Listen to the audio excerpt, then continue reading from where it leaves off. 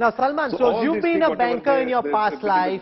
You know well, I don't know what you're going to say on TV, but you know well, one of the reasons why India is placed where it is globally at the moment is because we didn't do something as costly as universal basic income, despite the likes of Raghuram Rajan, Arvind Subramaniam, Abhijit Banerjee suggesting that we do, which is why our fiscal numbers are still relatively under control.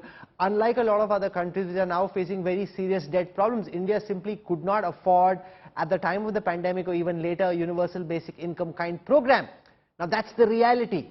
But still, you will throw the UBI grenade at the NDA, hoping that that takes the government down.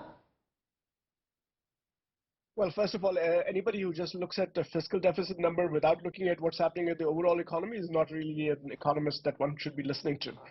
That's not how we actually do policy work.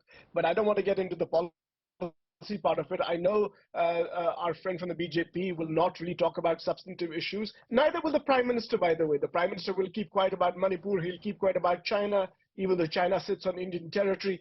He will not talk about unemployment. He will not talk about inflation. He won't talk about all these things. Of course, he should not. He will talk about things like the UCC, but I don't think that those things are going to fly, because that is not what our people are interested in. I think in this election, what will happen is that people will say, look, we gave you a great mandate the first time around, and in the second time, we gave you another great mandate. Now we've given you all this time, and you still keep distracting us. You still keep pushing fear instead of hope. You still cannot create jobs for us. You still go out, you make accusations about the opposition without doing anything about them. So I think my sense is that if Zafar Bhai is right, for example, and he says that Mr. Modi has done this, he's given them this, he's given people all these things, ravies, then they should win. But what is the reason that any reasonable analyst that you talk to these days, what is the reason that they're going to lose Madhya Pradesh, Chhattisgarh? You don't know that yet. You don't know that, sir. And even Rajasthan. Sir, if you've already announced the results for what will happen in December, then all of us can just go back home. We can just go back home. There's nothing for us to do.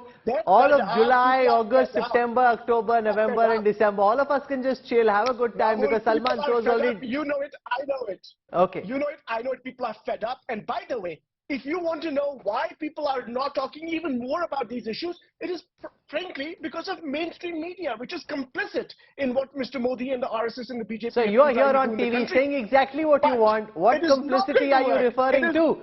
You said what you wanted. Salman Soz has said what he wanted. I dismiss sternly the charge of any notion of complicity. That is out of the question. Here it is, Salman Soz on live TV talking about how he's not getting to speak, and no one interrupted him at all.